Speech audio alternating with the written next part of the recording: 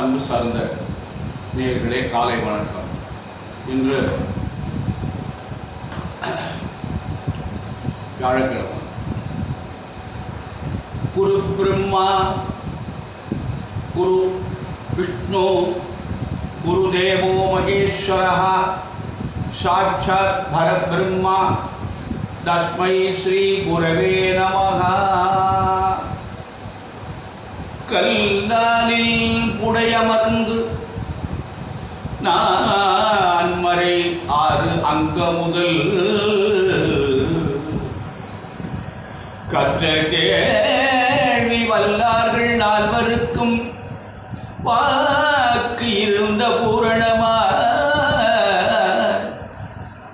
மறைக்கு அப்பாலாய் எல்லாமாய் அல்லதுமாய் இருந்ததனில் இருந்துபடி இருந்து காட்டி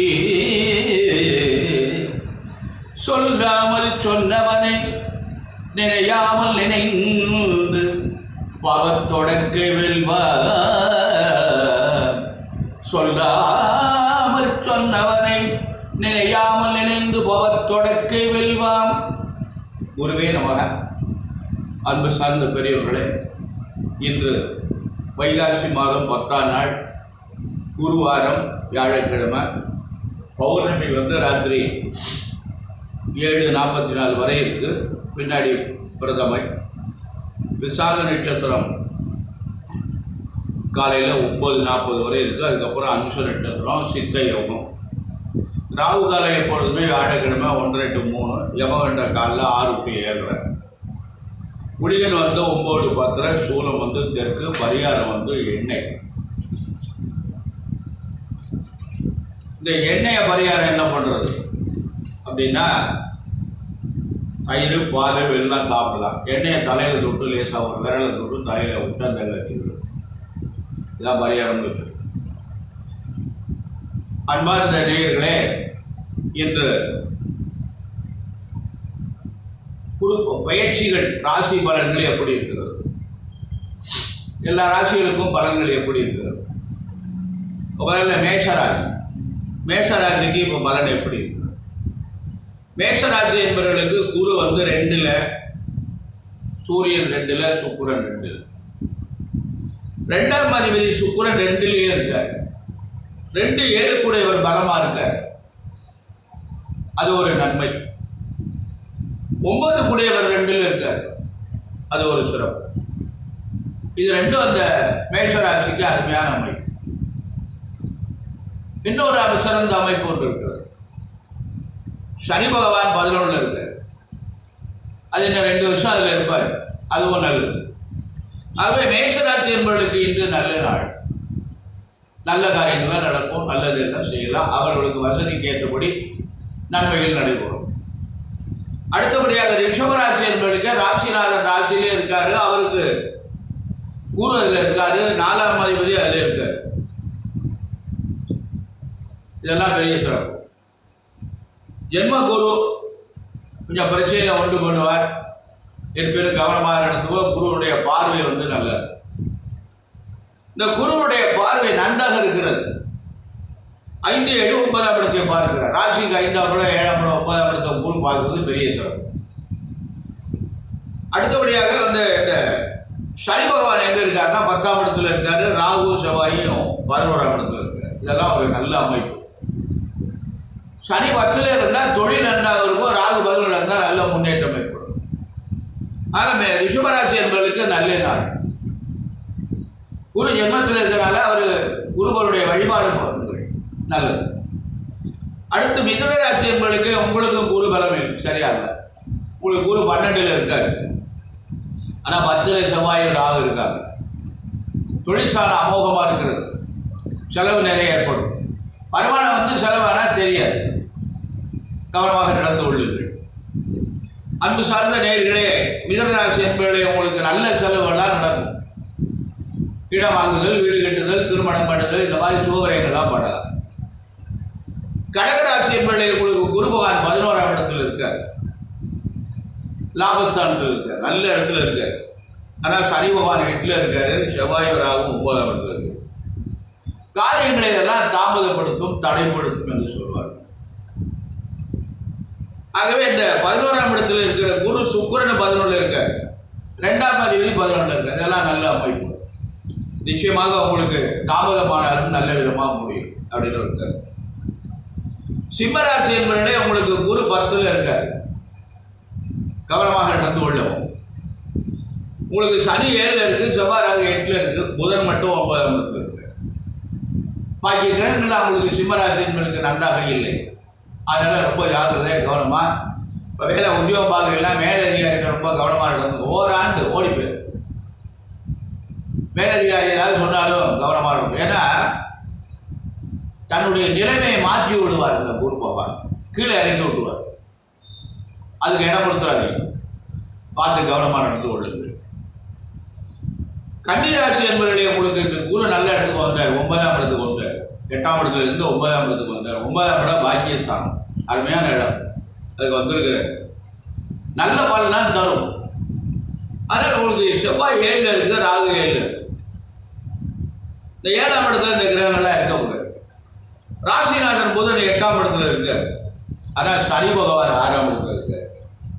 இது உங்களுக்கு நல்ல அமைப்பு. சனி பகவான் 6ல் இருப்பது பெரிய சிறப்பு. அதனால இது உங்களுக்கு ஒரு நல்ல முன்னேற்றத்தை காட்டும். கன்னிராசி என்பவர்களுக்கெல்லாம் நல்லது நடக்கும், நல்ல காரியங்கள் நடைபெறும். கவனமாக நடந்து கொள்ளுங்கள். உங்களுக்கு குரு பகவானும் சனி பகவானும் பலமாக இருக்கிறார். அதனால உங்களுக்கு நல்லதே நடக்கும். இந்த கன்னிராசி என்பதற்கு 9ஆம் அதிபதி சுக்கிரன் 2, 9 கூடையவர் 9லே இருக்கார். அடுத்து துளாராசி என்பவர்களே, உங்களுக்கு 8ல் குரு, 8ஆம் குரு என்று சொல்வார்கள். ஆனால் 2ஆம் இடத்தை பார்க்கிறார், குடும்பஸ்தானம். அவருடைய பார்வை 2ஆம் இடம் 4ஆம் இடத்தை பார்வைகள் நல்லா சிறப்பாக இருக்கு. இருப்பினும் காரியங்கள் தடைப்படும். அதனால உங்களுக்கு ராகு பகவான் 6ஆம் இடத்தில் இருக்கு. 6ஆம் இடத்துல இருக்க ராகு பெரிய பலனை தருவார். நிச்சயமாக 6ஆம் இடத்து ராகு மாதிரி ஒரு யோகத்தை தரக்கூடிய கிரகம் யாருமே இல்லை. ஒரு ஜாதகத்தில் லக்னத்துக்கு 6ஆம் இடத்துல ராகு இருந்தா காவல்துறை, மருத்துவம், நாடக கலைகள், நாடக அலங்காரங்கள், இதெல்லாம் வெற்றி மேல் வெற்றி பெற ஏற்பாடு செய்வார். கலைகளில் நல்ல ஆர்வத்தை உண்டு கொண்டு வரார். மருத்துவத்துறையில நல்ல ஆர்வத்தை உண்டு கொண்டு வரார். காவல்துறையிலே சிறந்து விளங்குவார். இதெல்லாம் 6ஆம் இடத்துல ராகு இருந்தார். அதே மாதிரி ராசிக்கு 6ல் ராகு இருந்தாலும் இந்த பலன் தான் செய்யலாம். அது 100% செஞ்சா இது 50% செய்வார். அதனால 6ல் ராகு இருப்பது இந்த துளாராசி என்பவர்களுக்கு நல்ல பலனை தரும். விருச்சிக ராசி என்பவர்களே, உங்களுக்கு சந்திரன் உங்க ராசியில் வந்திருக்கிறார். அவரை குரு பார்க்கிறார். குருவும் சந்திரனும் பரிவர்த்தனையும் அருமையான அமைப்பு. இது குரு சந்திரயோகம் சொல்லலாம். அதனால இந்த பார்வையினால 2 பேரும் பரிவர்த்தனை பெறுவது பெரிய சிறப்பு.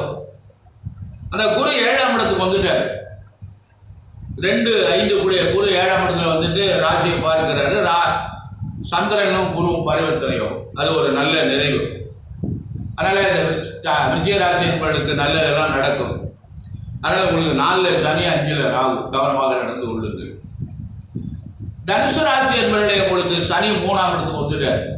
ஏழையெல்லாம் முடிஞ்சு ராகு 4ஆம் இடத்துல இருக்கார். நிச்சயமாக நல்லதே நடக்கும். ஆனால் குரு பகவான் வந்து சிறப்பாக இல்லை, 6ஆம் இடத்துக்கு வந்துட்டார். உடல்நிலை சற்று கவனம் தேவை.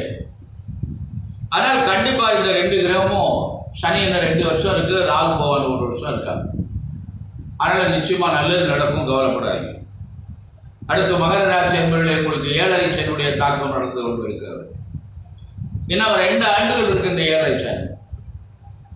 கவனமாக நடந்து கொள்ளுங்கள். கழிவு சனி என்று சொல்லுவார்கள். சனி முடியும் போது ஒரு காலம்.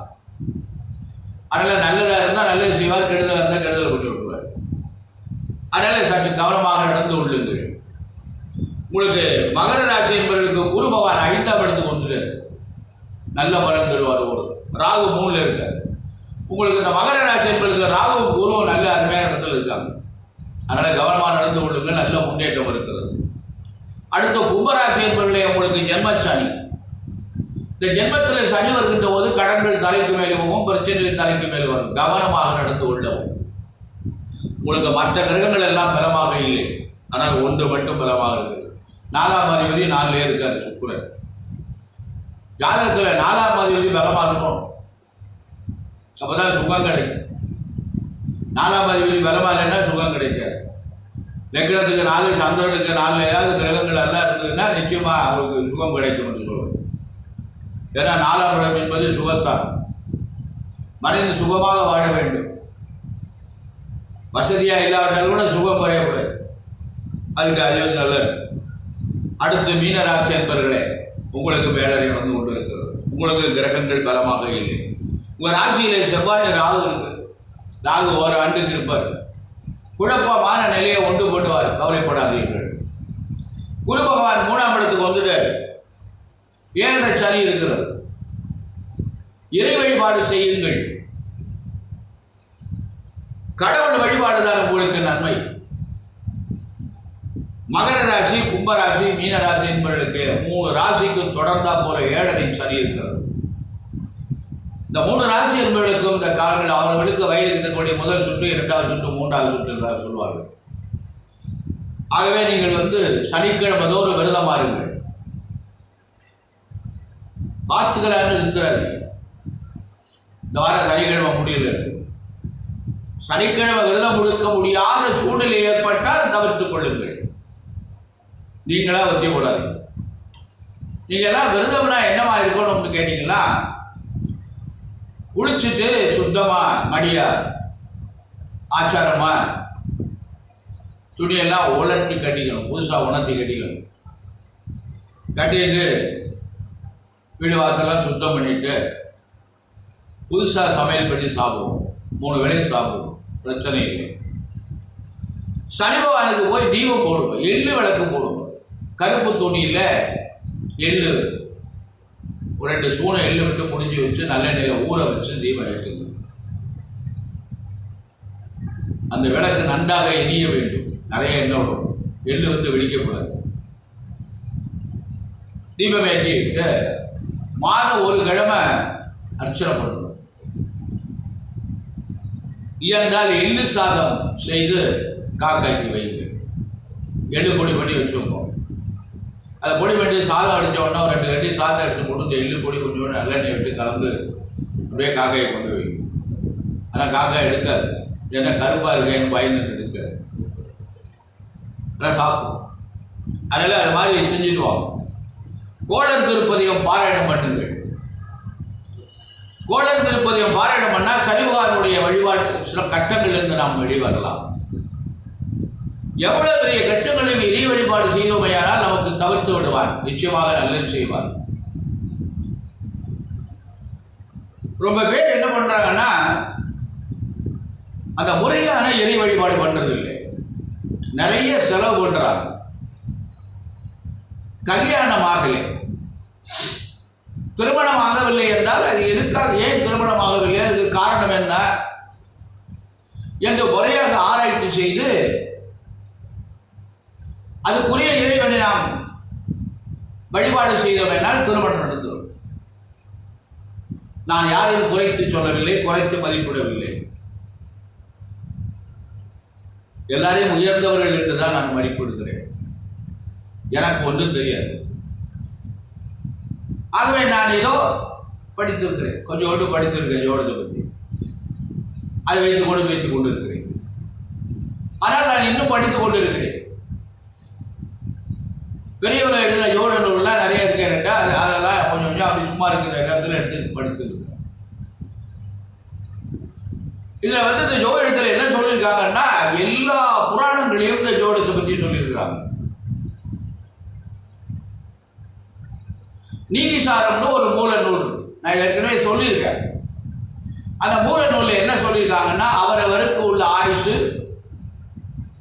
தொழில், பொன், பொருள், வித்தை, செல்வங்கள், எழில் மரணங்களிலும் தவமுறை பிரம்மதேவன் கை தொடங்கி சிவனுடைய அருளினாலே கர்ப்பத்தில் நிற்கிறார். யாருக்கு என்னென்ன நடக்கணும், எப்ப நடக்கணும் என்பதை பிரம்மதேவன் அவர் கையினால சிவபெருமானுடைய அருளினாலே கருவில நிர்ணயித்தாங்க. இதுதான் உண்மை. இதை மாற்ற யாராலையும் முடியாது. நீங்க என்ன பண்ணாலும் நடக்காது.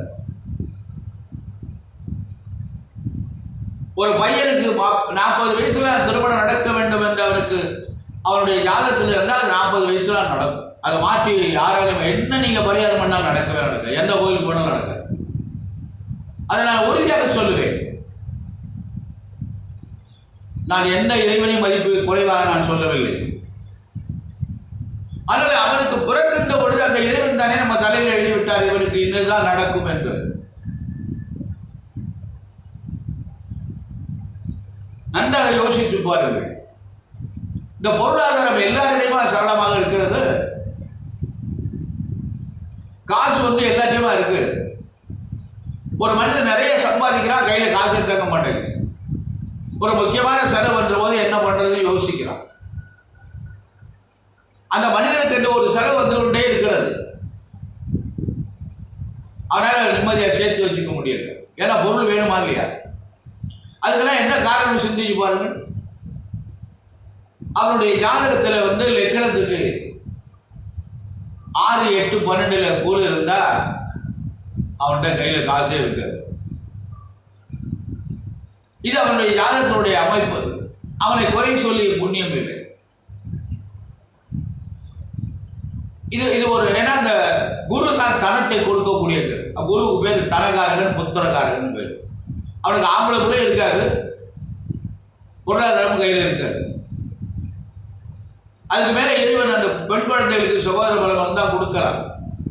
இப்படிலாம் ஒரு கணக்கு. அதனால இதெல்லாம் நிர்ணயிக்கப்பட்ட முடிவுகள்.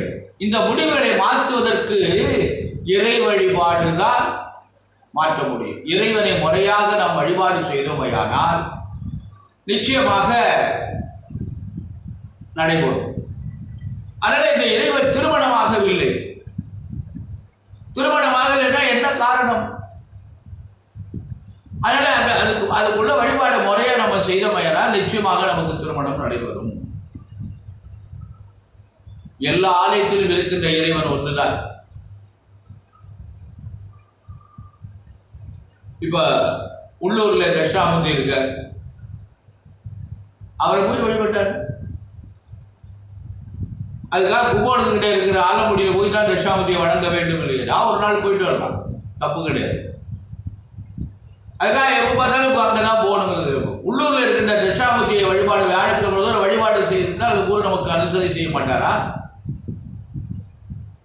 உள்ளூரில் இருக்கின்ற ஆலய இறைவனை நாம் வழங்கினால் நமக்கு அருள் செய்ய மாட்டாரா? அதனால இறை வழிபாடு தான் இதற்கு நமக்கு நன்மை. அன்பான நேயர்களை, இறை வழிபாடு செய்யுங்கள். கடவுள் வழிபாடு சிவாய நம என்று சிந்தித்திருங்கள். அபாயம் ஒரு நாளும் இல்லை.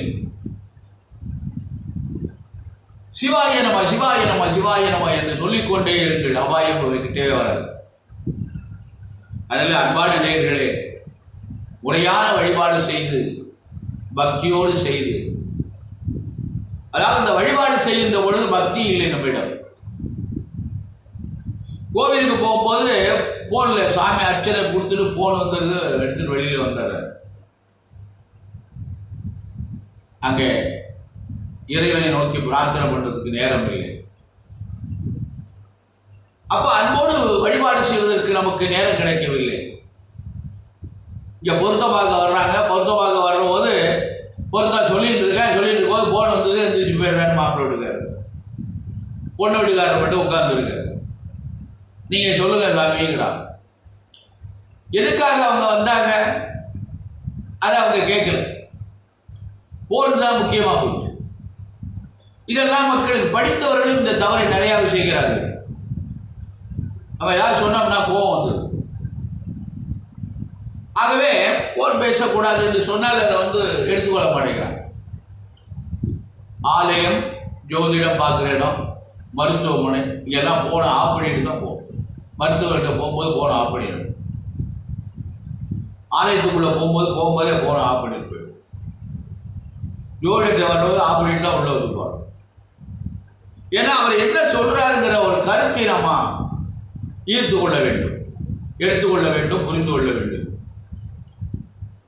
இதை நாம் செய்வதில்லை. அன்போடு பக்தி இறைவனை நாம் நாடுகின்ற போது ஒருமையுடன் உனது திருமலனடி நினைக்கின்ற உத்தமதம் உறவு வேண்டும். ஒருமையோடு நாம் இறைவனுடைய திருவடியை நாம் நாடினமையானால் நமக்கு எல்லா நலன்களும் நடக்கும். எல்லாம் அந்த முருகப்பெருமானை அன்போடு நாம் வணங்கினமையானால் அந்த ஐயன் எழுதிய கையெழுத்து கூட மாறிவிடும் என்று சொல்லுகின்றார் அருள்நிலைநாதர். அந்த முருகப்பெருமானுடைய திருவடி நம் தலையில பட்டவுடன் ஐயன் கையெழுத்து மாறிவிடுமா? எவ்வளவு பெரிய உயர்ந்த கருத்து பாருங்கள். அந்த ஐயன் பெருமான் அவர் எழுதிய எழுத்து மாறிவிடும் என்று அருள்நிலைநாதர் சொல்லுகின்றார். உயர்ந்த கருத்துக்கள். ஆகவே இறை வழிபாடு செய்யுங்கள், நல்லதே நடக்கும், நல்ல காரியங்கள் நடைபெறும், எல்லா மக்களும் நலன்கள் பெற்று பல்லாண்டு வாழ எல்லாம் வல்ல அந்த அன்னை பராசக்தி, அதாவது அன்னை பராசக்திக்குள் அனைத்தும் அடக்கும். அன்னை இன்றி ஒன்றுமே நடவராது. அந்த அன்னை இல்லை என்றால் அந்த உலகமே இல்லை. அன்னை பராசக்தி இல்லை என்றால் உலகமே இல்லை. எல்லாத்தையும் அவளால் நிறைவேற்ற முடியும். அன்னை ஏன்னா அன்னைக்குத்தான் அன்பு மனம் உண்டு, பாசம் உண்டு. நம்மை உருவாவதற்கு காரணமாக தந்தை இருக்கின்றார், நாம் வளர்ப்பதற்கு காரணமாக அன்னை இருக்கின்றார். அந்த அன்னை வளர்ப்பு மாதிரி நமக்கு யாருமே இல்லை. அதனால அன்னை பராசக்தியை வேண்டி எல்லா அன்பர்களும் எல்லா நலனும் பெற்று பல்லாண்டு வாழ அன்னை பராசக்தி துர்காதேவியை வேண்டி நிறைவு செய்கிறேன். நன்றி, வணக்கம்.